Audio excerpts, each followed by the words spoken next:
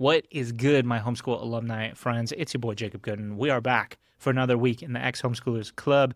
This week, a buddy of mine who we haven't chatted in like a decade, Bradley Wyss, is joining me, and he's got a very unique story. He grew up part of his childhood in Switzerland and then in the States. We know each other because of ACHEV and the dance groups and things like that. And so it was just good to catch up with him, learn a little bit more about his story. And yeah, we go some really cool places. And I think we end it on a good note because we talk about kind of overcoming the fear of just taking the leap and doing cool stuff with your life. And so I hope you guys are going to enjoy it. Before we get into that conversation, I did want to ask if you want to support the show, if anything I've done here has ever impacted you in a positive way, I would ask you do a couple of things. One, you like, you subscribe, you comment, you share it with a friend, right? Those are the free options to support the show. Get it out to more people, just like yourselves, maybe some other homeschool alumni, maybe current homeschool parents, but people who need to hear some stories about homeschool alumni and what it was like growing up a homeschool kid.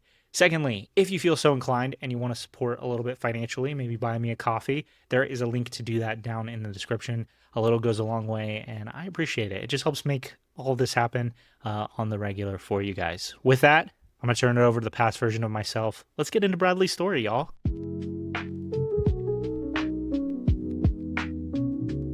Bradley, welcome to the Ex-Homeschoolers Club. Thank you so much for coming on. Yeah, thanks so much for having me, Jacob. I'm excited to be here. This is really cool, and I'm excited to catch up because it's been a long time. Yeah, we were just chatting before we hit record that it's been probably over a decade since we've seen each other. Yeah, And so yeah, so a lot of things change in 10 years. That's for sure. But I guess let's start with this. Like I I we met in like 2010-ish or so, and so I was like high school yeah, age range for both of us. And so, but like I feel like we were friends from like a little bit like at a distance. Like I don't mean that in a bad way, but like we were friendly, but we weren't necessarily like best friends hanging out at each other's house all the time, like kind of a deal. And so like there's a lot of your story that I feel like I just either don't remember or like don't know. And so that's why I'm super stoked to hear like your story. But like let's talk about your homeschool experience. And like it sounds from the little that you have told me, like it sounds very interesting. So I don't totally know where to start. Like, were you always homeschooled? Did you transition back and forth? Like, what did that look like for you? yeah. Mine was definitely odd. I know a lot of people who've been homeschooled for, their entire like education, or maybe it started later, or maybe it finished sooner. But for myself, I was born in Switzerland, and that's a whole other story. But I went to school there for like a year, and then my mother moved to the United States with myself and my two younger sisters. And then I went to public school for a few years, and then my mother's very religious, and she decided that she thought that a homeschool education would be best for us. So then she put us in a homeschooling program. It was the ACE program, Okay, yeah. and yeah, and so there was a church that we used to go to, Wellsville Baptist Church. It's in like Eastern Ventura, and they had their own little school there. So like desks, a teacher, everything. It's a pretty nice little place. And so I was like homeschooled with a homeschool program with other students basically from the church. Okay. Um, and so that was my first introduction to homeschool. And then in 2002, in early 2002, we moved back to Switzerland. We moved back with my father, and I went to public school there.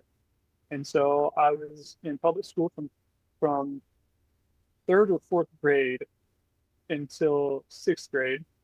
And then my mother decided again, hey, this is I want to homeschool you. So then she homeschooled me for all of seventh grade, and that was completely at home. So different from the first experience, just completely at home. And she tried to make an effort to. I mean, I obviously had friends from before, but and I grew up in a small village of like 500 people, so like we knew everybody. And that year of homeschooling, I basically just had the same program, did it at home for seventh grade. And my father wasn't too happy about it. My sisters I think they were just going to public school at the time, and I kind of didn't like it very much either personally. So after talking my dad and I to my mom, she sent me back to school for eighth and ninth grade. And then you graduate in Switzerland in ninth grade, and you take these aptitude tests, and then you go either into uh, kind of their version of high school, but it's very different from American high school. It's a lot more intense. Or you go to college, so like you're 16, right? And or you go to college, or you go to like other higher education uh, opportunities. So I started studying computer science in college, and then my parents decided to get a divorce, and my mom wanted to go back to the United States. So we moved back to the United States, and I found out college is very expensive here. Yes, it And is. I I didn't really know what I wanted to do, man. And that's a whole other topic. But I was not a very motivated person. I was pretty demoralized at the time for a lot of reasons. And then my parents are going through a divorce and we moved to the United States. And I'm just like, man, I don't know what I want to do. But the one thing my mom told me, she's like, you're nothing with like your Swiss education, even though you have your like, diploma that you finished the mandatory education system, and have a year of college under your belt in computer science, programming. Um, it's a really wide variety of things, but it's hardware, software, programming, lots of stuff, and electronics, troubleshooting and stuff. I was doing that. Get to the United States, and mom is like, "Well, you need a U.S. high school education. You need a high school diploma, not a GED or anything like that, or you're just never going to find work here. No one's going to take you seriously with your foreign education." So I was like, "All right, like, how does this work?" She's like, "Well, I'm going to homeschool you for like probably 2 more years with the ACE program again at the same church again." And the I wasn't I wasn't super happy about that, but I did it for a year at that school, and I was like, I can't do the school anymore. This isn't gonna work. It was really easy, but I was starting to have issues with church and other things.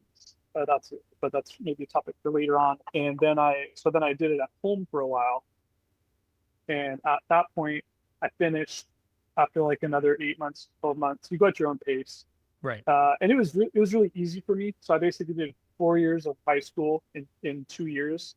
Really, it took a lot of time to fill out all the paperwork and send it in and do all that stuff. Um, so I did it in 2 years, and it was all stuff I already knew, right? Because I already had Right. the education. Yeah.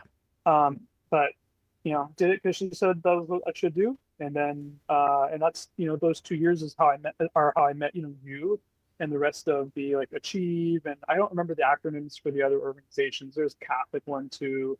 Yeah. I Um, think it was CASA maybe or something like that. yeah, I think so. But I remember there were three groups Mhm. that we got involved with, and I'm really thankful that my mom introduced me to all of you guys. Like that was really great. I'm still friends with many of the people today. Really grateful for that. So even when you homeschooled in Switzerland, were you using like the ACEs program there too, or was it Yeah, okay? yeah. My understanding that is like a very, very religious program. Um, and you do like it's like PACE's workbooks, right? Is that what they're called? Yeah, so you have a workbook. Um, I actually think the system wasn't bad. I have Mhm. I have qualms with the I have questions about the content, but as far as the actual, you're just like your English and your math and your stuff like that. Like Right. it was, I actually thought it was pretty decent. And and then you had to just make the Swiss government would check in, make sure you're actually teaching your kid, not neglecting them kind of thing, make Right. sure I'm up to par in that. But yeah, that was the program I used. Very religious. Yeah.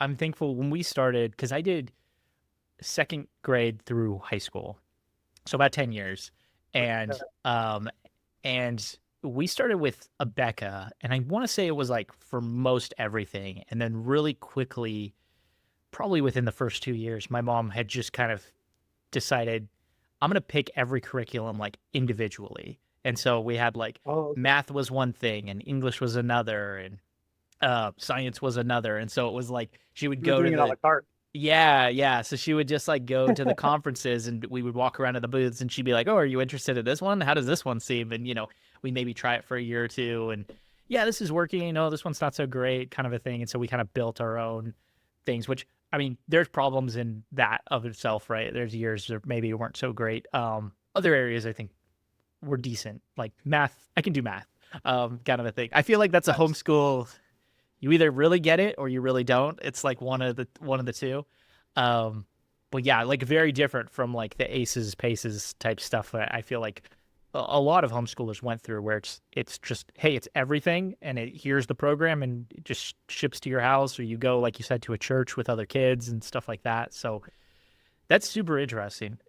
When you were in public school in Switzerland, was it also aces stuff, or were you going to like a more traditional public school?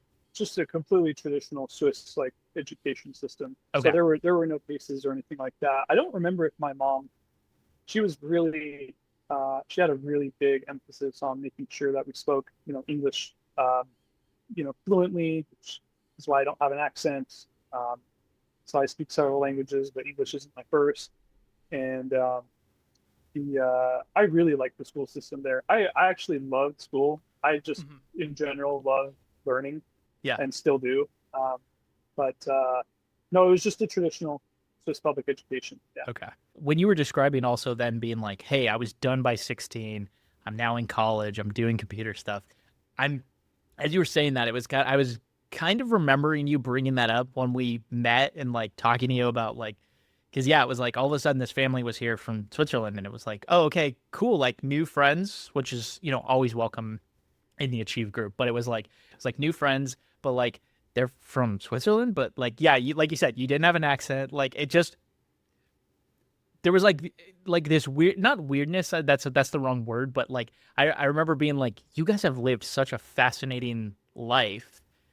And um and yeah, I feel like I remember you talking about like, oh yeah, I've already been to college, but now I'm back in high school. Yeah. Which seems Yeah. like such a step backwards in a lot It's of such a ways. punch in the gut, man. Yeah. Yeah. Yeah. Like, yeah, I wouldn't blame you if you had been like, yeah, I'm kind of better than all of you guys because I've already done this. Kind of a Yeah. I deal. have But two high school diplomas, yeah. kind of a big deal. Um, do you know how you got involved with like Achieve and that group of people? Was it just your mom was looking for community? Because like you said, you had been homeschooled previously. I don't know, were you a part of like the community stuff then, or was it all in the high school years? Uh, the one stint I did in like third grade, that was just at the church. And then when Okay. I came back to the US, my mom found a bunch of homeschooling organizations and reached out, befriended a bunch of the other mothers, and they're like, "Hey, we have all these events. Yeah. We have these plays, we have sports games, we have like all this, all these different extra, like outside of school activities." Which I mean, I personally, homeschooling has a very particular reputation in different parts of the world, in different parts of the country, and I think that was a really good thing. That's very contrary to that kind of stigmatization of like, oh, you just live at home, you don't have any friends, and you don't know how to socialize. So that to me was new because I just went to that tiny little church, Right. and so finding out about Achieve, I was like, this is awesome as Yeah. far as socializing and all that goes. I liked it. You're talking about like hundreds of people. I mean, like Yeah. our graduating classes were not big. Mine was 20 people, or actually no, it was less than that. I think it was 12 people. But like, Mhm. I mean, you're talking about it was hundreds of kids from first grade, kindergarten to 12th grade, and yeah, we were Yeah. doing stuff like dances and airsoft Oh, the and like dances and airsoft. I yeah. forgot about it. Dude, I still love dancing. I haven't played airsoft though since, oh man, that's, yeah, no kidding. Sorry, I didn't mean to No, interrupt you. I totally you're forgot all about good. that. I just when I was home a couple months ago and yeah, kind of like dug up my old stuff. It's still in the garage somewhere. My dad still got all the stuff and I was like, I wonder if this still works. Didn't get a chance. It probably still does.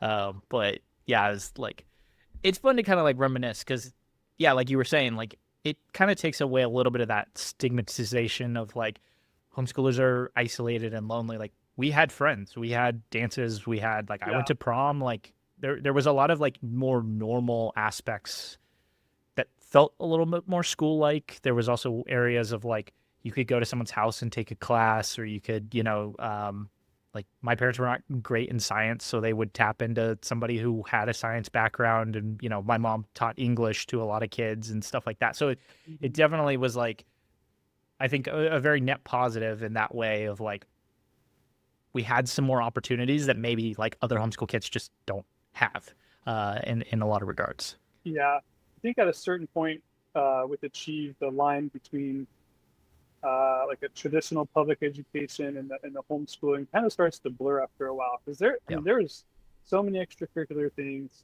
and then like you said, like all the different parents getting together involved and teaching different classes. Like it's like we're working back towards a public school again.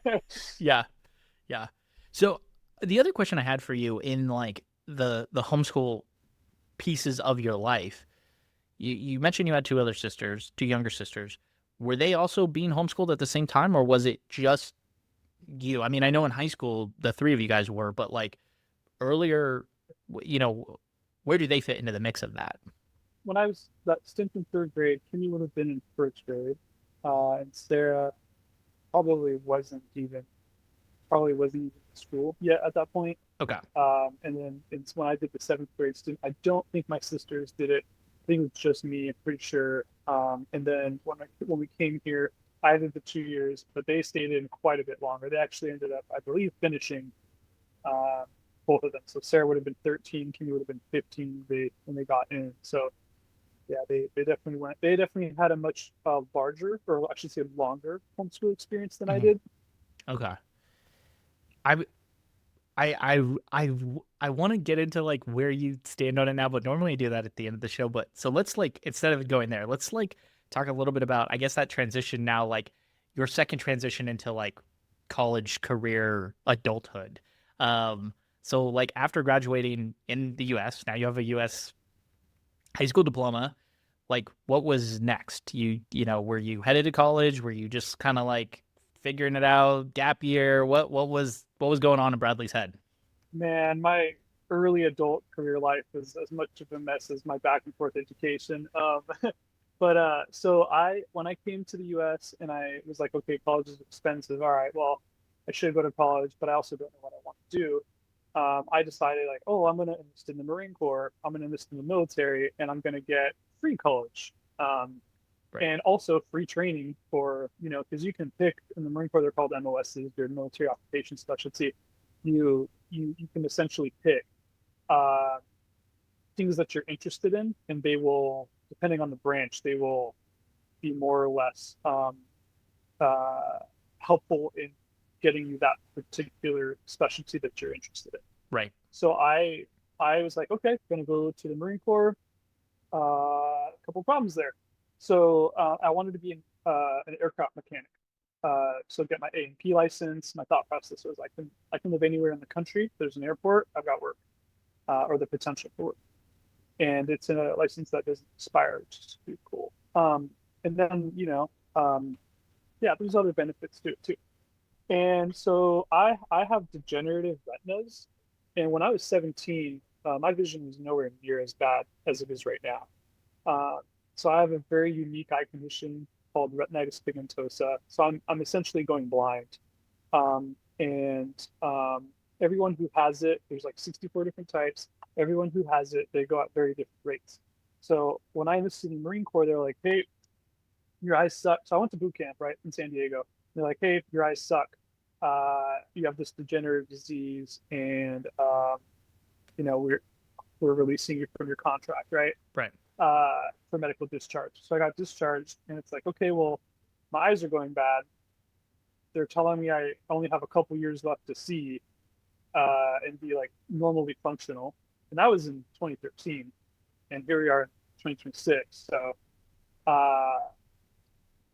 So that was kind of like, well, crap. What am I going to do now? What are my options? I have to plan for this condition, this handicap, and I didn't know what to do.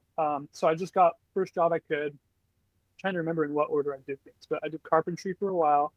I did installation of like your home internet, telephone, that kind of stuff, people's houses, like Spectrum, and I also then eventually I became an electrician. I started becoming an electrician, and so I kind of bounced around a little bit, accumulated a bunch of skills. I did some heavy equipment mechanic work too at Hertz. It's Herc now, but so it just kind of bounced around trying to find something like what can I do. And every job I've ever had, there's just the eyesight has just always been an issue. And for people who don't understand the disease, it's pretty complicated. But my vision is not correctable to 2020. Okay. So like with glasses, I could not see 2020. Right? Right. Like right now, I can see like 2050, 2060 with glasses. I'm wearing contacts. I have tunnel vision. I don't have color blindness, but I have like shade blindness. Like I can't see as many shades of colors. Just the whole works. So it's like, what do you do? What do you do Yeah. with this information? Like, what do you do for work? And the last thing I wanted to do, which is something you can do with bad eyesight, is work on computers, right? So computers are great. You can zoom in, Right. do all that. It can speak to you. And I just didn't want to do that. I had that year of computer science, and I had a friend who had a computer consulting company, a networking consulting company. I did some gigs for him, and I was just like, this isn't for me. Then I moved to El Paso, and I got into the wind industry. I moved to El Paso, Texas, and I got into the wind industry, and that's what I've done almost ever since 2016. Is I've worked in the wind industry, so renewable energy, and I love it. This is my home. I love my job. It's so unique. It's so fun, and I honestly can't. I could do a whole podcast on that. I just can't shut up about it. So I love my job, and that's what I'm doing now. Very unconventional. Yeah, no, I love on Instagram you'll like post like a video or a photo of you like on top of a wind turbine, and I'm like, first of all, I have fear of heights, so like it's not for me, but it's like but I'm like, wow, what a great, like, that's your office, like, just Dude, endless sky, birds are below you, it's like, it just seems so so cool. cool. So It's so cool. I yeah, love it. Yeah. and uh, I mean, I don't want to say what's the plan, like, as your disease continues, but like does that leave room in that for maybe heading into an office job in the renewable energy space? I mean, that industry is big just in general, but like, I don't know, have you thought about that? Maybe you're like, I'm just kind of taking it year by year, day by day kind of a thing. Like at first I didn't know what I wanted to do, but ever since I got into wind, like I've had plans, man. And I've been really good at like achieving them. I'm actually uh pretty stoked about that. My so right now, um uh the wind industry pays really well, and the blue collar trades in general pay really well once you get a couple years under your belt. And so unfortunately I'm very frugal. So I had all these financial goals that I've been saving up for, and so I bought a house in 2021, and next year I'm going to pay it off. And yeah, it's I've traveled all over the world with this job, 35 states, like at least 3 or 4 different countries, and yeah, right now I'm working in Oregon. I live in Montana, and I'm living in my camper, uh, close to work, and my goal is get the house paid off, and then my company will let me work like half the year. So I'm just going to I won't have any more debt, and I'll just take half the year off and enjoy my hobbies. Yeah. Spend time catching up with friends and family, because that's the one thing with traveling for work. When you have your week or two off, like you just want to go home, man. You Yeah. just want to go to your home. You don't want to travel and see family. You just like you want to see like your girlfriend, or like see your sisters and your family or whatever. And Right. so I have a lot of catching up to do, and that's what I plan on doing with that. And then afterwards, I mean, I'm just taking it day by day to see how long my eyes hold up for. Yeah. In some ways, my eyes have not held up. There's some um, things going on there, but uh, I'm making it work. Yeah. And like driving is not an issue as much as it would seem. That's Mhm. usually the first concern people have when they ask about it. But I paraglide, I fly. Like Yeah. I drive, I fly, I drive 40 to 50,000 miles a year. And when I will eventually no longer be able to do that, I will consider going into like a health and safety position at my company, or lower level management position, probably, Yeah. or something completely different. I don't know. We'll Yeah. see. You never know. No, I love that though. I love the like, hey, we're just gonna like it's an adventure. Let's write it. Like I love that. Like hey, like I'm gonna start like only having to work half a year, then I can travel, and like I think that's like so sick. Like that's, you know, a lot of people wait until they're like retired, right, to start to travel, to start to see everybody, to go to the places Yeah. they want to go. It's like, why wait? Like let's do it today. Like my knees are good, you know. It's like I'm still young. Like for you, you can still see. Like it's like, you know, like do it Oh man. now while you can like, you Yeah. know, actually like make those things like happen, as opposed to when you're 65, 70 years old and you're not going to want to walk up a mountainside, or, you know, you're not going to want to do the things that you wanted to do when you're in 20s and 30s and stuff like that. So I love that. I think that's like so sick. Yeah. Thanks, man. Yeah. I'm honestly like, the only thing I'm gonna brag about is that I think I did that right. I did that well. I'll be 34. The house is paid off, and Yeah. I'm married. I got married last year, and Yay. my wife is amazing. So the two of us are gonna have a very interesting and fun life together. And yeah, just really looking forward to that. And yeah, a lot of things are going to change. Yeah. And I'm very open to change. Like the way I became an electrician is I was like thinking about getting into that. Mhm. And I was at Lowe's buying an extension cord. I was a carpenter. Someone had run over my extension cord, and I saw a guy with the electrical company T-shirt on it. And I just started chatting with him. I'm like, "Hey, dude, I'm thinking about joining, becoming an electrician. Like I was thinking I could go union or private. I had like all these like questions that I wanted to ask somebody, and I'm just like vomiting questions at this guy in an aisle in Lowe's with this electrical T-shirt on. And it turns out he was the owner of that company, and he's just like, "Hey, dude,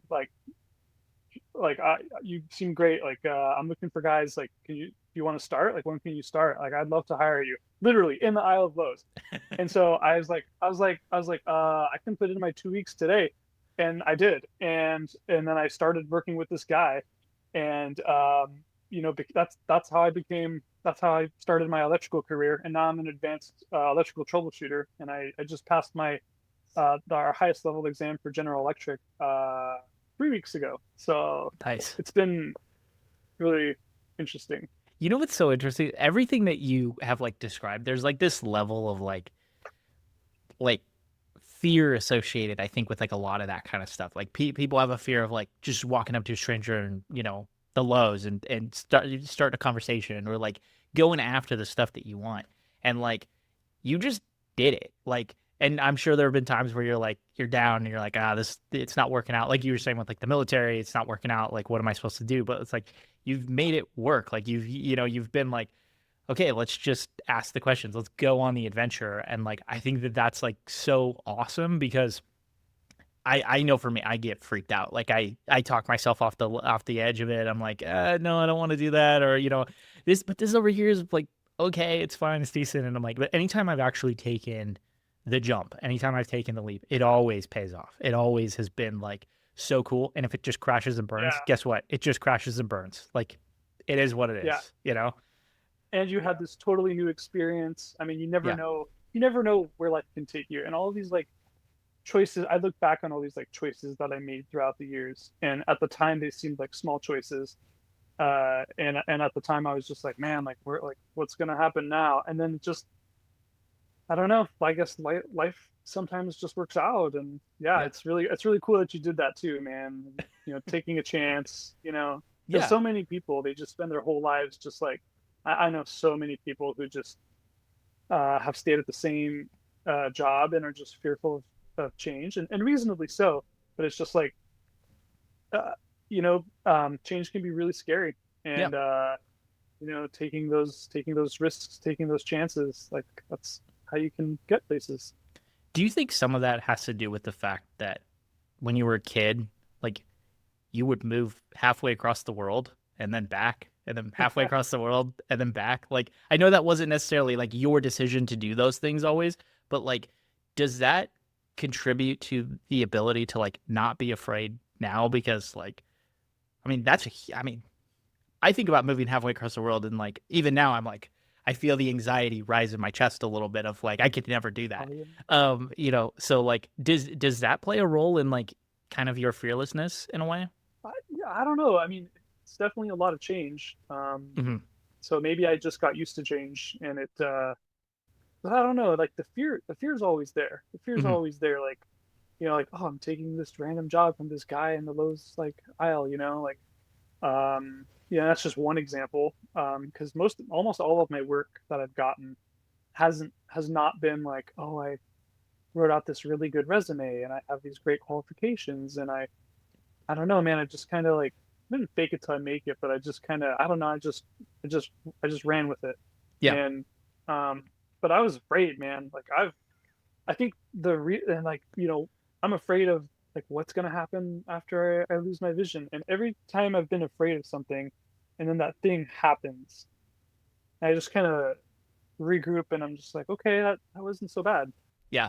I've been telling myself more recently, like, and maybe this is bad, but like, a little bit of the comparing myself to like somebody else, but I'll like look at somebody and I'm like, okay, if they can do it, I can do it. Like, and it's not to say like I'm better than that person, but it's just like a little bit of that, like, if this person that I know is able to do this thing, there's no reason I can't, and there's nothing It's a standing in my great way. mentality. And like, Yeah, it's, it's hard sometimes to do that because it just, it just sometimes gets beat into us of like, well, you're only capable of this, or there's limits. Right? Everybody has their hangups, but like it's definitely been interesting more recently. My wife always tells me, she goes, "Have the audacity of a white man," and I'm like, that's if JD Vance can be oh, vice that's funny. president, I can be anything I want in the world. Like, like that's Very, kind of very true. Donald Trump can be president, Yeah. I could do anything in the world. Like, there's nothing Yep. stopping me.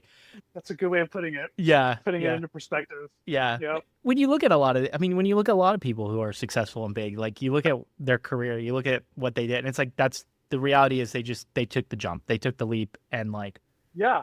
and it paid off, and I think Yeah. that's what's cool, It's like okay, like we need to start taking the leap, in a lot of senses.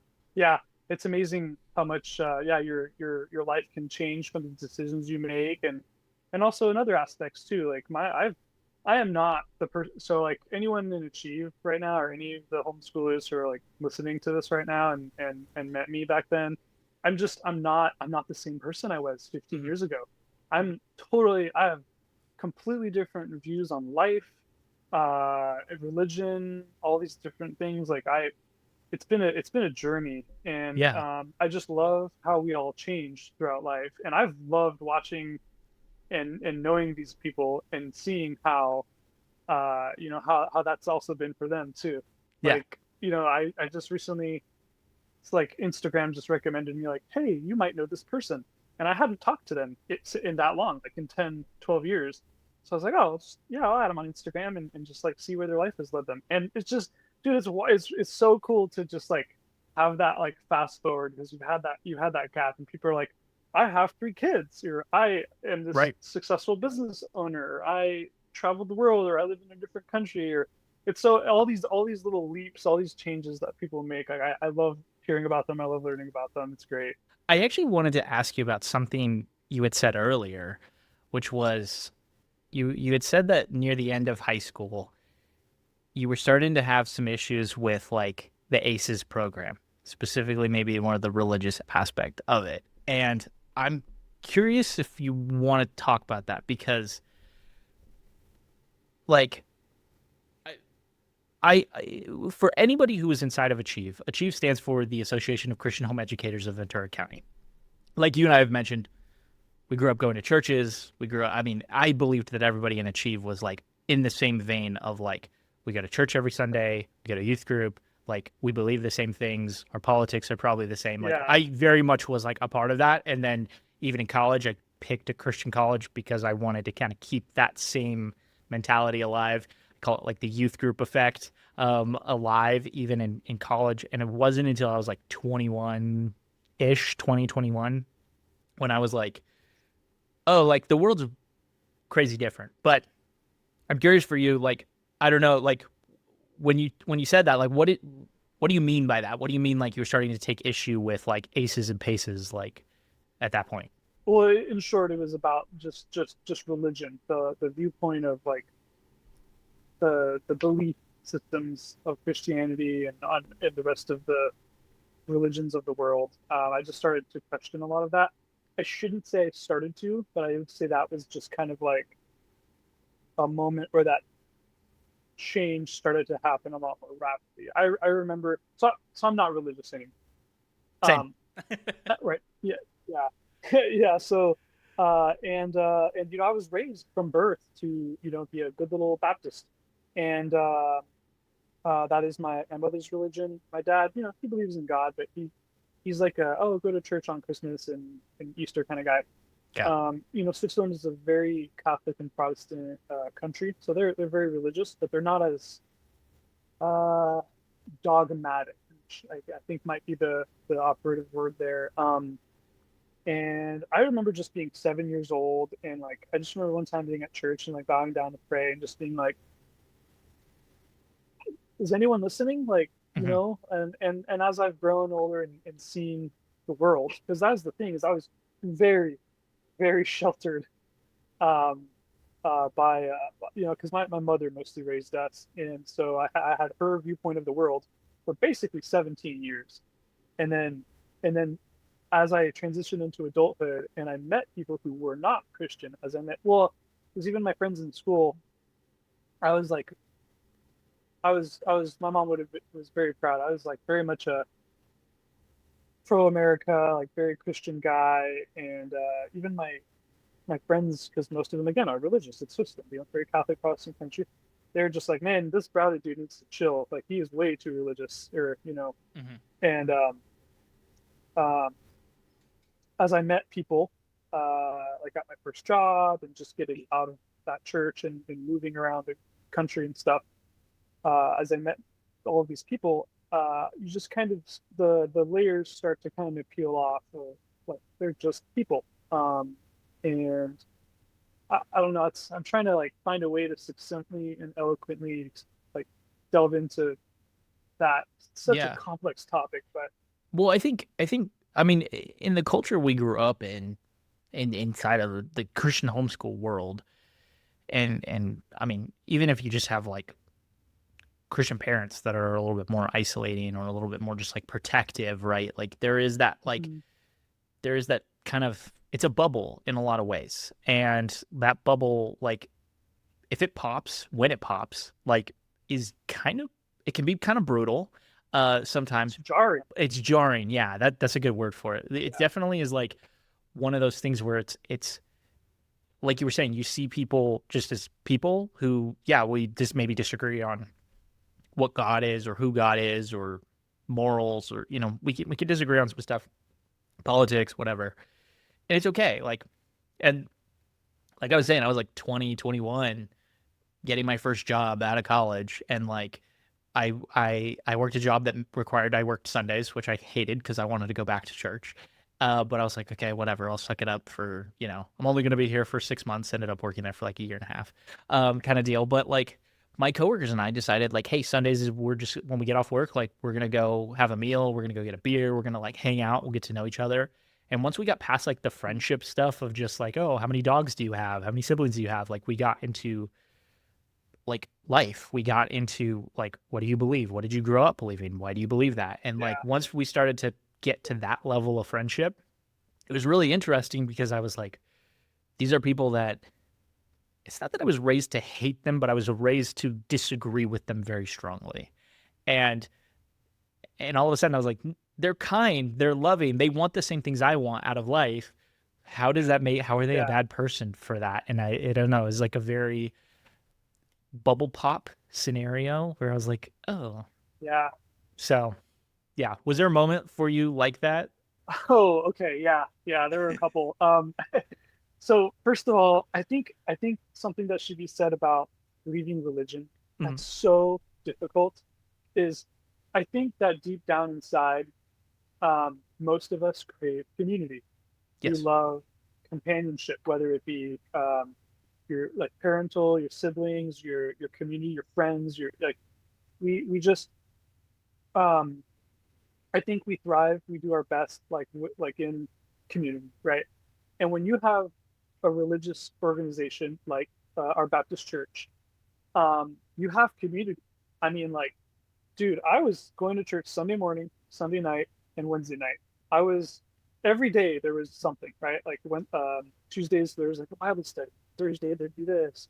Friday there'd be youth group, and you'd help with youth group. Saturday you'd go door knocking to invite people. So you're in this very tight knit community, and it feels really good. Well, yeah, there's judgment and all this other. That's a whole other topic to go down. But in general, like you have community, and that feels amazing. And when that bubble starts to pop, I feel like some people they either, and I've seen this with a lot of the like the chief folks, and as time has gone on, is like some of them double down, and they're just like, no, like I am Christian. This is my faith, and I respect that. And then there's also those who go the complete opposite direction. It's almost like this pendulum where like you're hanging all the way up here, and when that rope gets cut, a lot of people they swing pretty far. You just have these like, and I feel like the harder people, like parents in particular, or like church tries to push and hold somebody that way, the more likely they are going to go even like further, Right. if that makes sense. Yeah. And so for me, it was the realization, you're raised as a Christian, you're whether regardless of the denomination, like the principles and values are mostly the same. So, for example, I was taught like no tattoos, that's sinful, your body is a temple. No sex before marriage, no drinking, no drugs, no a lot of things. There are a lot of rules, right? Yeah. As you know. And so, you get out into the real world. You start to like actually open your eyes to what's going on with these people who just want to just live and be happy and be successful just like you.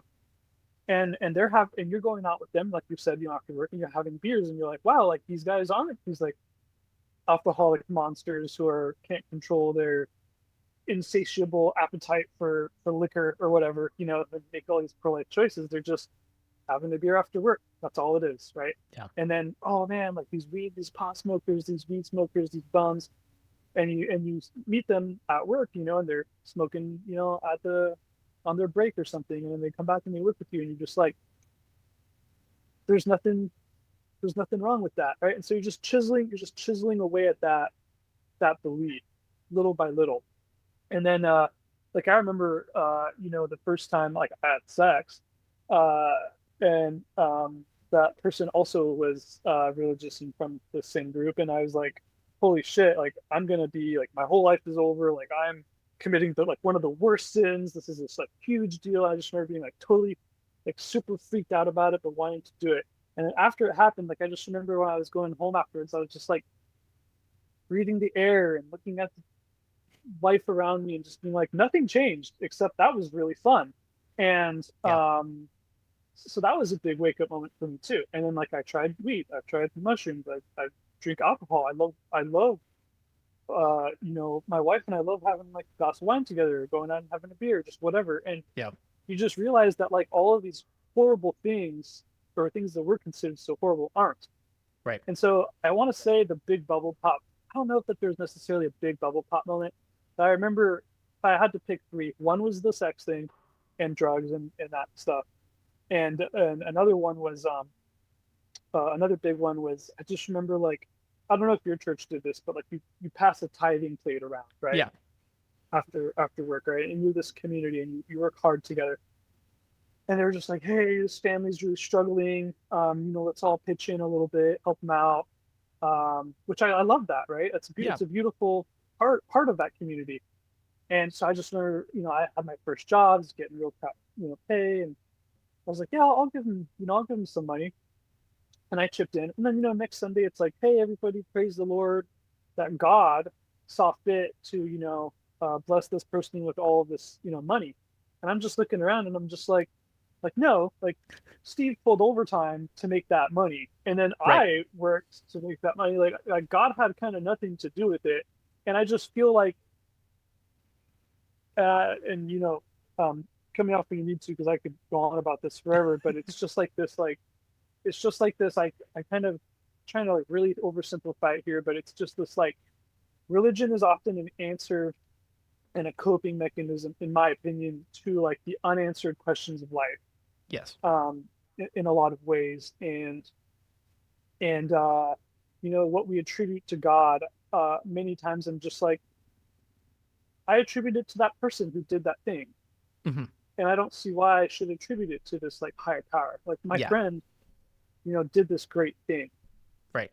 Why am I praising God for it? Why am I not praising, Steve or whatever? Exactly. Well, you guys the thing is like the community aspect. It's like you guys came together as a community because one person in the community was struggling. And, pat each other on the back. Yeah, we did this thing. We helped them buy a car. Yeah. We helped them pay rent this month. They got diapers. They whatever. Like, that's fine. And like, to me, I agree with you. I think to just like all chalk it up to God, it's like, well, it's not like God sent down a bag of money and it landed in their mailbox randomly and it's like a miracle. It's like, no, like we together came together to do this.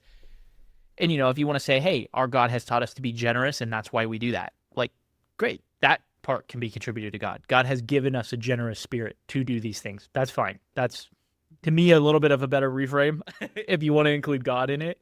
Right. It's the moralistic side of it a little bit. But yeah, I totally, like, I get what you're saying, because like I think about the little moments of like, as like things that people would attribute to God, and I'm like, no, that was like medicine, or that was like this choice that we I made, or whatever. And it always was very strange to me. Something I don't know if I've talked about this on the show before or not, but especially when I was in high school, there was this big push around the will of God and like, what is God's will in your life? What are you supposed to do? And it was kind of this like, he's going to reveal it and he's going to give you the job that you're supposed to have and all those types of things. I had a very different view, because my understanding of the will of God was that like, you just do everything to honor and glorify him. And it doesn't totally matter what you do. We have free will as humans. And so he will make it clear whether that was the right choice or the wrong choice. And if it's the wrong choice, then we just pivot and we move on. And so it was always really interesting, because college came. I was like, I'm moving across the country. I moved to Illinois for college. And I had friends who legitimately were like, are you sure that's God's will for your life? And I was like, well, when I get there, and if it doesn't work, I'll know. But right now, it feels like this is the choice. But it was a choice I made. It was my free will making that choice. And you made that choice. It was just kind of that. It's kind of in that same vein of what you're talking about, of like attributing things to God, that it's like, God never spoke to me. People claim like they hear a voice or whatever. I never heard that. I ran off of my own intuition in a lot of senses. And so I had to follow that, because that was the closest thing I had to a voice of God, was like, I'm smart. I can weigh the pros and cons to the situation, and I'm going to make a choice. Exactly. So you made the decisions that led you there. Yeah, 100%. I also related when you were talking about kind of the purity culture aspect and like having sex for the first time and like walking away and being like, oh, I'm not like on fire. Like nothing bad has happened. I was like, I'm going to get struck by a bolt of lightning right now. Like, I'm just this, like, I am this sodomite piece of shit. Like, I'm horrible now. Yeah. But man. I'm curious, like, cause I had a lot of guilt around that. I feel like I had my moment after that had happened, after I had sex for the first time there. I was in the shower and I was like, I will never be clean again. But as you're in the shower. Yeah, exactly. Like, I'm like, gotta clean off the sin. Yeah, exactly. But yeah, I'm curious for you. Like, it took me quite a while to kind of work through a lot of that, like the purity culture aspect of like dealing with, we're raised to believe sex before marriage, sin, it's bad, it's bad, it's bad. Somehow magically when we get married, all of a sudden it's fine. But like, I've learned that like, that's not really how the human brain works. The human brain is like, you tell it it's bad. Like I spent a long time, even when I was married, like that it's still like in my head was like, this is bad. Like there's something wrong here. It was wrong. Yeah. It's ingrained. And it's taken a lot of rewiring. So I'm curious, like, did you have any of that kind of a thing with like, as you were starting to sin, quote unquote, live for the flesh. Yeah, I think the first part, and this kind of ties into the community aspect I was talking about earlier with leaving religion, is when you start to do those things, you're still in the community, you're still in Yeah. the church, right? But you have this like, you have to play, you have to play along. You can't, I didn't go to church and say, I mean, I guess you could go and confess and, talk to your, you could feel remorse about that and talk to them. And I'm sure so many people have. But I didn't. I kept it to myself, right? And then I tried beer and I kept it to myself. And so it's this weird aspect where you're in this community that you don't want to leave because community is awesome, right? Right. And as you're having these doubts, you're just like, man, like I feel this way, but these people don't. But they're playing the game too, right? Like how many scandals do you hear, right? Or Right. scandals do you hear? And it's like everyone's playing the game because everyone wants to be a part of the community. No one wants to be the outsider. No one wants to be ostracized. That's horrible. It's a horrible feeling to be like rejected by your community. And so leaving the church, which for many people has been all that they've known, that's an incredibly difficult decision to make. Yeah. And I feel, like props to like everyone who's been able to do that for themselves if that's what they wanted, like that takes a tremendous amount of courage, and it's there's a lot of fear in, but well, you can't have courage without fear. But um yeah, I just think that for me it was really difficult. That started around when I was like 20, like that I started doing that stuff. And when I was about like 25 is when I finally told my mom. And I just remember this one really funny moment with two of my really good ACHEV friends. We were at Topper's Pizza, and we were just sitting there chatting about stuff. And so like I had lost my virginity, and I was like, I gotta tell somebody about this. And so I just looked at my two buddies and like, guys, like I got this big thing I gotta tell you guys. Like this is really weighing on me, but like I did an oopsie. And then there was kind of a moment of silence, and we all kind of looked at each other. And my one buddy, he's just like, "Yeah, me too." And then we looked at my third buddy, and he's just like, "Yeah, same." And it was just this feeling, this like that's that third Yeah. moment I was kind of wanting to get to. Is like Yeah. you just have this feeling of just like, holy shit, like these people that this whole time, like I thought they were so like they were doing it right. What's wrong with me? I'm fucked up. Right. And I'm just like, I like being fucked up with you guys. And Yeah. and it's but then you have to, eventually like we all left those communities, most of us. And the ones that like my friends that I'm referring to specifically, we left those communities, those religions.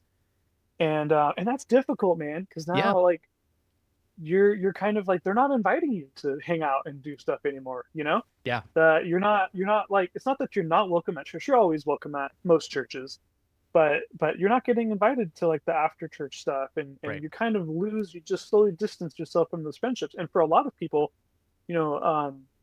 fortunately my mom has really handled it really well, and I told her like I'm not Christian anymore, I'm a godless heathen.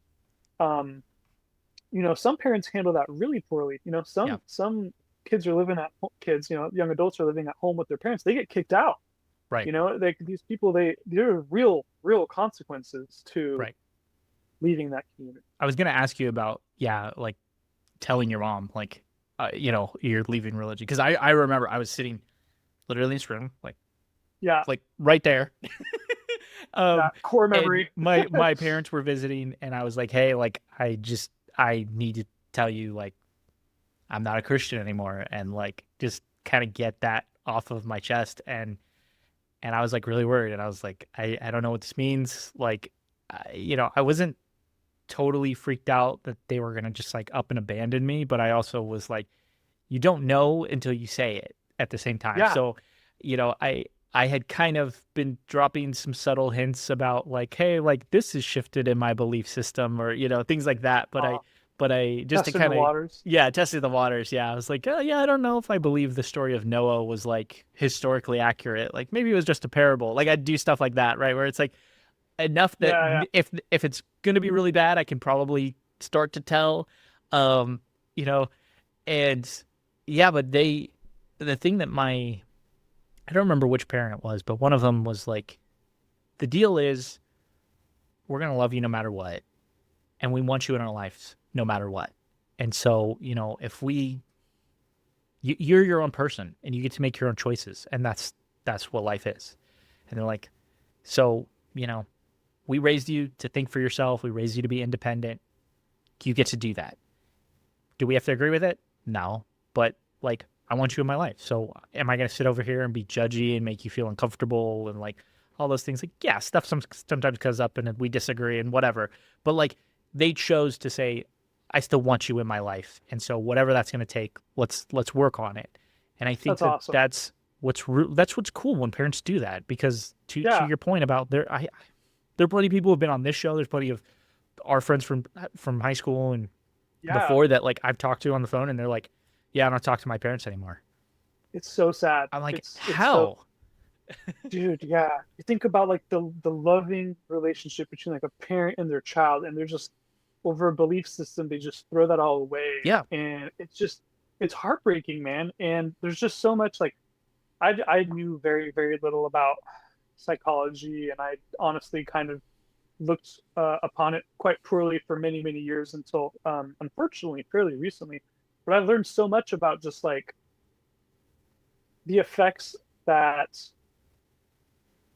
your parents have on you growing up, the implications of no longer having a relationship with that person anymore, how that affects your life going forward, you having kids, how you treat your, I mean, it's right. It's such this huge pivotal like catalyst. Yeah. I think I've said it on the show quite a bit. My dad has attempted to be a better version of his dad, and I want to be a better version of my dad. And that's awesome. Yeah. I think that's generally that's the human evolution chain, if you will, of like be the better version of the people before you. Because yeah, my grandpa did stuff to my dad that my dad never did to me because it impacted him in a negative way. And he said, nope, I'm changing the cycle here. Right. And that's kind of the idea, is that like the things that my dad did that I'm like, I don't fuck with that. I'm like, let's change that. Let's make that a different version, in the next round and stuff like that. And so it's like, it is a very interesting thing, like you were saying, to kind of like look at the dynamics of like how those things impact us, the hangups that it creates, sometimes unintentionally, sometimes intentionally. I'm curious, as you've reflected on like the homeschool years, like where you sit now with like homeschooling as an idea, and like what are if someone's coming to you, they got kids, they're like, hey, Bradley, you did the homeschool thing, you also did the public school thing, did the world school thing, like what are you telling them? Like what worked, what didn't work? Like, are you pro homeschool, are you anti homeschool? Like where do you sit in all this? Dude, that is such a good question. I think that I think parents love their children and they want what's best for them, right? I genuinely do believe that, like you were saying before, with your father wanting to do better than his father and so on and so forth. And so I think that the intentions of parents who are homeschooling their children comes from a good place. Like I genuinely think that.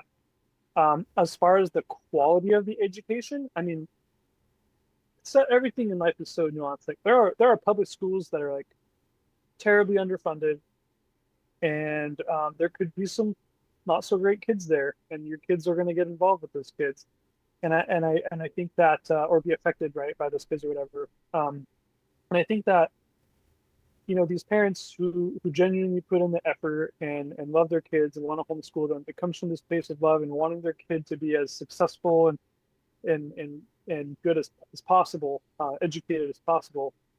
I'm mostly I'll be generalizing a little bit there, but how much effort a parent puts into it. I have some very, very smart homeschooled friends, like homeschooled their whole lives, right? You're a very smart person.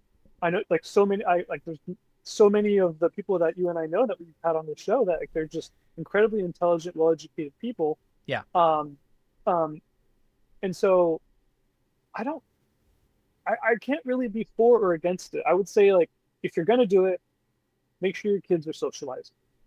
Make sure they're having a normal, because I know several who didn't. They did not have, unfortunately, and that you're not an emotionally intelligent, well-adjusted person. Like, how can you be when you're just like at home, you know, locked up Yeah. essentially? It's really sad. Yeah. And so I'm not pro public school or pro homeschool. I genuinely think that either is fine. And education it's a weird thing. I mean, I know people who are incredibly talented mathematically, who are like these engineers or surveyors or whatever, and or programmers, whatever, right? And then these other people who are like artistically just like, I mean, they can paint something that looks like you took it, like it was a photo, right? I mean, Yeah.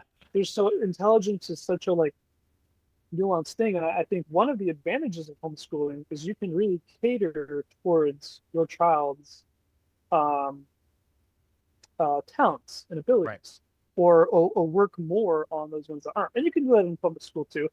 But I don't know, man. I can't be pro one or against the other, but I think religion plays a really big part of it. And I think that um, if you're if a religion is a very large aspect of that, I think that that can kind of separate you a little more from just other cultures and ways of being the world and things like that. And I think that that's a little detrimental. When the tighter the bubble, I think the worse it is.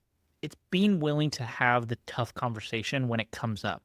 Like, I think about I read the Da Vinci Code when the Da Vinci Code was like, well, it was a little after, but the Da Vinci Code was so controversial in the whole in religious spaces because people were saying, oh, this is saying that Jesus was married and he had kids and all this stuff, and it's like that's not in the Bible, and it's like, first of all, it's a work of fiction, um, but secondly, it's like, let's talk about it and let's talk about why you disagree with it, as opposed to just slapping a gigantic label over it. Like, we can have a healthy discussion on this.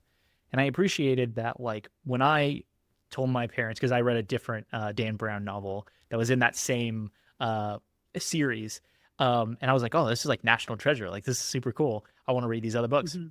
Come to find out, Da Vinci Code is the book before that. And I'm like, okay, I guess now I have to ask, can I read the Da Vinci Code? And my dad said, yeah, I'll read it too. And then we could talk about this stuff if we disagree with stuff. But it was hilarious because our Uh, conversations didn't really center around, oh, was Jesus married and did he have a kid and all these different things. It centered around the fact that we were like, oh, this is kind of like, this is a cool story. It's like very, like I said, it's National Treasure-esque. There's like all these really cool elements woven in of symbolism and all these things. And we were like, we were geeking out more on that, and then diving into like the history of those things. And obviously it's a piece of fiction. It's meant to just, it's puzzle pieces that don't really fit together, that, have been forced together in a lot of ways and stuff. Um, but I appreciated that my parents were at least willing to sometimes have those tough conversations, like you're saying, with kids. Where it's like, instead of sheltering us from every single thing, okay, let's talk about sex before marriage. Let's talk about the drug dealer that lives next door. Let's talk about those things, because guess what? At some point, you're going to be exposed to that in the world. At some point, you're going to meet somebody who differs from you. oh, that's And that's a good point. I think that that's just a way healthier way to like do it, is actually just like approach the conversation, as opposed to say, there's nothing bad out in the world, but like, we keep you at home and we keep you safe here. And like, the world is all rainbows and unicorns. And it's like, no, it's not. And that's where I think you talked about the pendulum swing. I think that's where that comes in a lot of times, is because the more that you're protecting it, the more you're pulling that pendulum back. Right. And when that cord snaps, finally, you swing all the way to the other side and you can get into some really bad stuff. I'm thankful that like I didn't do drugs. I didn't go hard down the drug line. I didn't go hard down like alcohol. I didn't become a sex Mhm. addict. Like, I didn't do those things. Yeah. Thankfully, because I had parents who I think kind of talked me like about enough about those things, even though I was still sheltered, but like enough that I wasn't like an extremist when it came to finally being free of all that stuff. And like you were saying, we've had friends that just go really hard into it, and it's like, yikes, man. It's like, it's tough to Yeah, watch, man. you know? It is so hard. Yeah. And I genuinely believe it's directly proportional to how hard your parents or your religious community or whatever push. Mhm. I mean, it really like I really do think it is that way, and it's so sad to see the people swing the other way, because it's like I personally think that I don't really think it's a good really idea to be on either extreme. Um, I've seen people, like you said, like they have some pretty bad alcohol problems, or just make some pretty poor life choices, and they're almost always just like, there's this constant pressure pushing on you, and you just want to push back even harder. Yeah. You want to get out of it, you want to break out of it. So I have family members who went through that, and it's really sad to kind of see some of the places that they've ended up. The other thing that you brought up was the ability to tailor the homeschool to the things you were interested in, and like, Mm-hmm. which very true. I mean, my sport was airsoft. We mentioned it earlier. Like, I got my parents to fund that whole thing because I was like, I ain't playing baseball. I'm not, I'm not athletic. Like, they're like, oh yeah, you can run around with BB guns in the backyard with with a bunch of other guys. We'll call that sports. But I'm curious, was there anything in particular that like you had a special interest in, or you were like, yes, I want to pursue something in this arena, that like your mom was encouraging you to like, hey, like, let's do it. Let's go down that arena. So to give my mom a lot of credit here, um, you know, disagree with a lot of things with her, but she really loved us, and she really encouraged us and anything we might have wanted to do. Unfortunately, you know, it's hard looking back. I kind of just um, was kind of I'll just self-describe myself as a bit of a loser for a really significant portion of my life. Unfortunately, I just kind of got really into video games. Like, I just get home and I just play video games. Um, I remember we had to do when we graduated with the ACHEV program. They brought us all on stage. All these people are coming up and like showing off all of these talents and everything. And I'm just like, I remember I went up and I just read like some Bible verses, and I just remember thinking, this is so freaking lame. Like, I don't have like any talents to show anybody. Like, I had no passions. I was very, I didn't look forward to getting older. I didn't have much zest for life at all. The two main things I did was I video gamed, and I did some mountain biking, and I played airsoft with you guys. And I had to like, I have so many hobbies now, and I have such a fulfilling life. And I look back on that previous Bradley that most of the people listening knew. I'm sad, dude. Like, I played soccer. Hey, it's the World Cup now. But yeah, I played soccer, and I love that. But I was never good at it. I was an eyesight thing. I was never very good at mountain biking. Also eyesight thing. Hand-eye coordination. When you don't have the eye part, it's hard. Um, but yeah, I was like graduating. I was like, well, I can't really show them my Call of Duty streaks, on the screen here at the graduation. So, but no, I unfortunately, there wasn't really much for my mother to encourage, if that Okay. makes sense. Yeah. And it's sad because I look back on that Bradley, and I think, I don't know if I was just really depressed, or what it was, because you have all those thoughts that I had, and then the community, and the wanting to leave, Yeah. and then the ostracization of, dude, like, this is a whole other thing we haven't really talked about, but when you're raised by an American mother who's very religious, she's very pro-America, hates her marriage, hates living in Switzerland. You go to school every day, and you're told every day by your parents, like your mom, America's the greatest thing in the world. Just like your classic American exceptionalism, and like America has like real Christianity and religion and stuff. And so you're essentially ostracized indirectly, or maybe directly, to like your friends. So I was always in Switzerland. I was always the American. In Right. Switzerland, I was always, or sorry, wait, I don't know what I said. In Switzerland, I was always the American. In America, I was always the Swiss kid. Hmm. And then in Switzerland, like, I didn't have like super religious friends. So my Right. mom was like, you can't go to this friend's house. What if you see a movie you're not supposed to see? What if you listen to music you're not supposed to listen to? Oh my God, what if you have drugs, or Yeah. what if you learn about sex? And the boat had sailed a long time before that, but that didn't stop my mom from putting those bricks up as they were falling. Right. And so just very like disappointed in my prior self. That's like a big thing. I like, dude, I was such a loser, dude. Um, like, just go home and, yeah, play my video games. And but my mom, she did try to bring us on like field trips and encourage us to do things. And I know this is kind of long-winded, but I hope that kind of paints a bit of a picture. When did it switch then? Where you maybe found that zest for life? Because the other thing is, like you said, when you moved back to the States for the second time, like your parents were getting divorced, like that.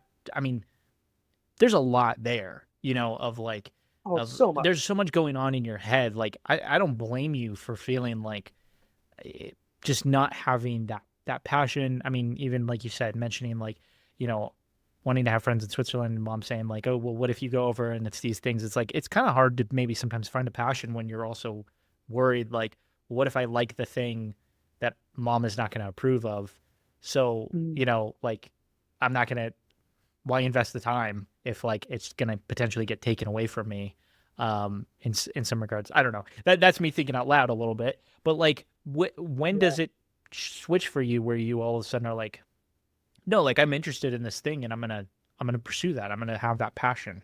Yeah, I think getting away from all of the things that were um, getting me down, Hmm. so to speak.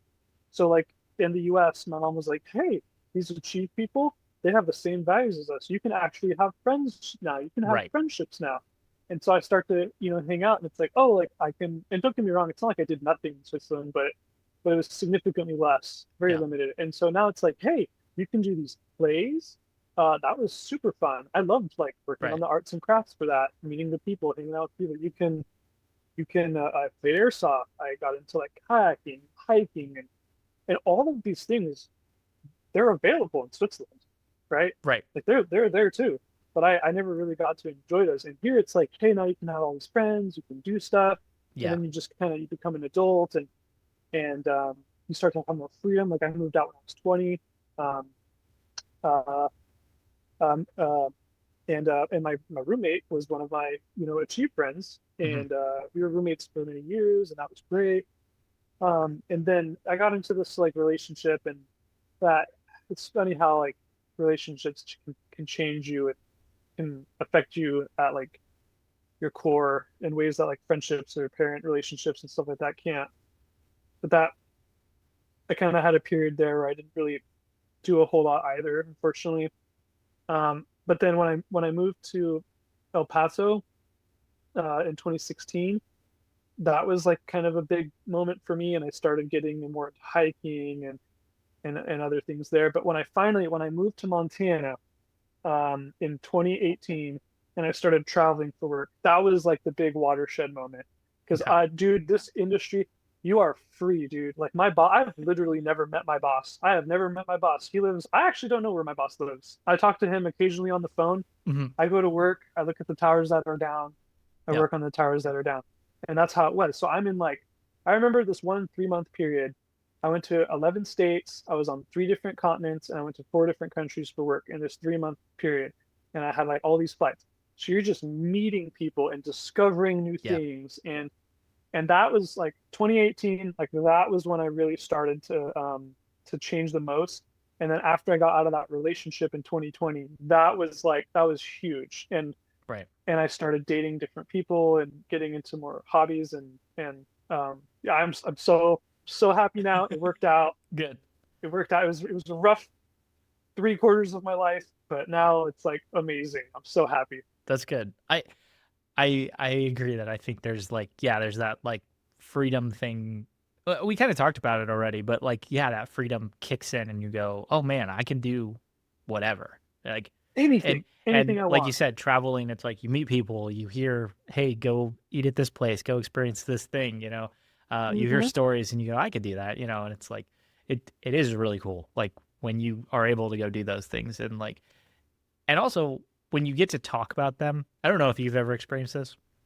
I just had this experience. I went to a wedding a couple weeks ago, and and uh, I didn't know a lot of people there. It's my wife's side of the family, kind of deal. And so we're sitting at this table talking to this lady, and she's like, "Oh, so like, how do the bride and groom? They're cousins, whatever. I'm married into this side of the family, whatever." And she's like, "Yeah, well, tell me about what you do, and tell me about your life and whatever." And we're starting to talk and starting whatever. And she's like, "You have lived such a fascinating life. You've done so much." And I was like, I never thought about it like that. But like that's how I feel right now having this conversation with you and hearing like you're like went to 11 states, went to 4 continents, like all this shit. I'm like sitting here going, damn, Bradley has like this super fascinating life that like I don't want to say I'm jealous of, but like I'm like I guess I am jealous of it a little bit in some regards. So if like, damn, that's like such a crazy adventure, you know. But have you had anybody like I don't know, have you had a moment like that where you go like maybe I have lived kind of an interesting life? I don't know how to do that and still be humble. Like, you know what I mean? Yeah. Like, but I honestly like, I think about it. Like I said, dude, I'm really happy with things right now. Like I Good. have this wonderful, wonderful wife, and I have just such a wonderful time with her. And I have this way better relationship with my parents now and my sisters. Oh my gosh, my relationship with my sisters now is so good. And I have these like deep, meaningful like friendships, and I've traveled so much. I've like Mhm. a lifetime's worth and met so many interesting people. And I think my hobbies are fucking cool, dude. Like I ice climb, I rock climb, I river raft, like whitewater. I paraglide. I was flying in the sky with no engine whatsoever, gaining altitude over the Columbia River Gorge, the day before yesterday. And like I mountain bike, I go like backpacking, and I have just this like craving to like experience the world, and like nothing's holding me back. I mean, like Yeah. obviously like we have like financial constraints and time constraints, Right. but it's like I've just been like doing stuff. Like how I got into paragliding, I was sitting on the couch, dude. I was doom scrolling Instagram, and I saw a dude paragliding, and I was like, oh, that's so cool. And then a couple steps later, I go back to it, I'm like, wait a second, he's doing that. Just like what you said, man. Just like what you just said, like, why can't I do that? Oh, I Yeah. can. And that was a big moment for me. And I just started doing it. So I literally I found a school in Missoula, and then like a week later I was like, dude, a week later I was flying in the sky. And I'm blind as shit, dude. And that's legal, by the way. You can do that under FAR 103. There's no medical or anything like that. But yeah, dude, like I've driven all over the world. I've driven in Australia on the wrong side of the road. I've held Nice. koalas and pet kangaroos, and I love life, dude, and I just want everybody to have the opportunities that I've had. I want everybody to be able to pursue the things they love, and you know, have these meaningful friendships and have the ability to like to do these things. And I'm super happy with my life. I want everybody to have similar experiences, and I know how I was raised, and I think about what my life would have been like if I had continued down that path. And so I'm kind of like I want people to who are going through what I went through to have that as well.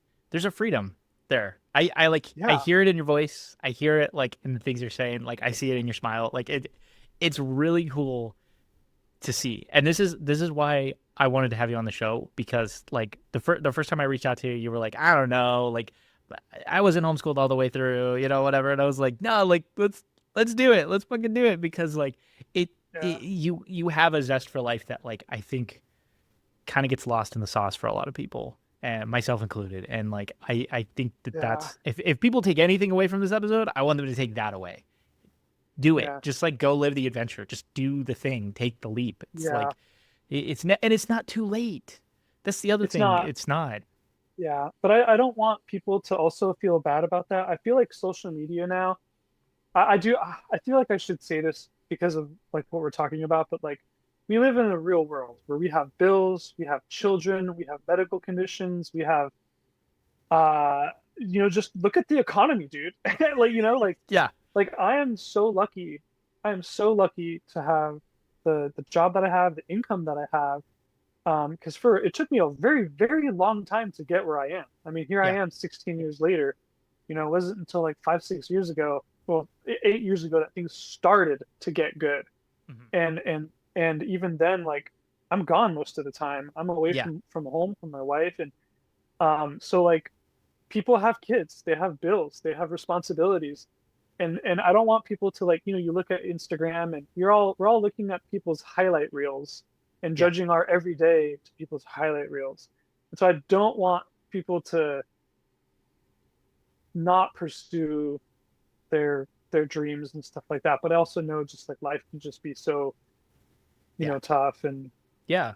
um I yeah, think to counter that a little bit, sometimes you gotta you gotta make lemonade with the lemons. Like I Yeah. think about Yeah. this past year, my grandpa passed away, and I had to fly out to California. I was there for about a month. It's my last grandparent to pass.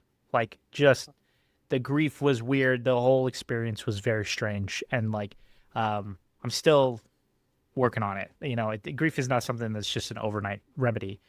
But the cool Yeah. thing that came out of that experience, one, I got to see my family for like an entire month, which was dope.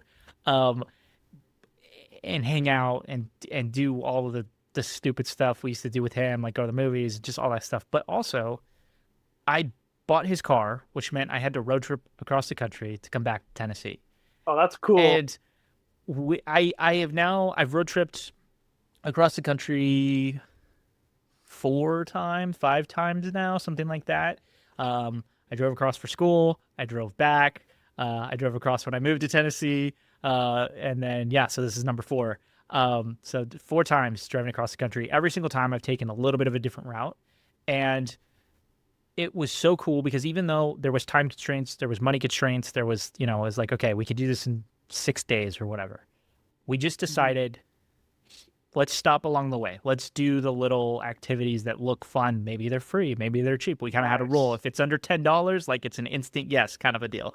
Hell yeah. And so it was like one of those things where we ended up like seeing stuff that we had never seen before. We stopped in St. Charles, Missouri. Like, never been there before. I lived in a town. I lived 40 minutes from St. Louis, Missouri. St. Charles is another 10 minutes, 20 minutes away from that. Like, I literally was within an hour of this place for 3 years of my life. Had never been there. They have like the soda museum that's like super dope. Has a bunch of like Coca-Cola memorabilia, other vending machines, like really weird, bizarre thing that like, it's not for everybody, but like cute town, bookstore, great food, Yeah. like just like stuff that it was cool, drove through Arizona and Nevada and saw the beauty there, stopped along the side of the road, took pictures, like just embraced the beauty for what it was, things like that, just all along the way. It was in Colorado, Colorado's amazing. It's beautiful. Gorgeous. I think Yeah. I think it's probably number 1 state as far as beauty goes.